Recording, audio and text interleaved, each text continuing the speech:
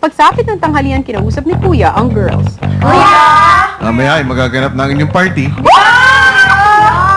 At oras na rin para sabihin ninyo kung tinatanggap ninyo ang kanilang imbitasyon or hindi. Girls, let's party! Habang naghahanda ang mga housemates, kinausap muna ni Kuya sina George at Jai. Kayo ang unang pumasok sa loob ng aking bahay. Pero, kaakibat ng inyong pagpasok, ang isang task na dapat ninyong mapagtagumpayan. Opo. Isa lang sa inyo ang dapat na makilalang babae. Pero sa mga nagdaang araw, nalabag ang ilang mga kondisyon ng ating kasunduan. Naramdaman ng boys na hindi lang nag-iisa si Timmy. How many Timmys are you?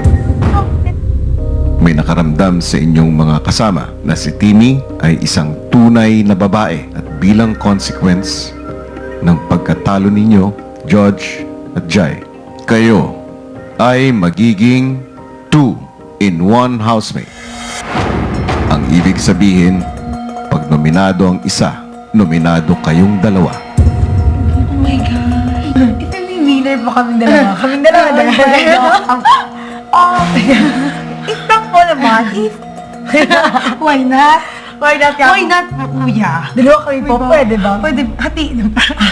Nga pala, George, dahil 2-in-1 kayo, ang mangyayari sa isa ay effective din dun sa isa. So, kung makikipag-date ka, Jai, Okay na, sabi mo na ka-date.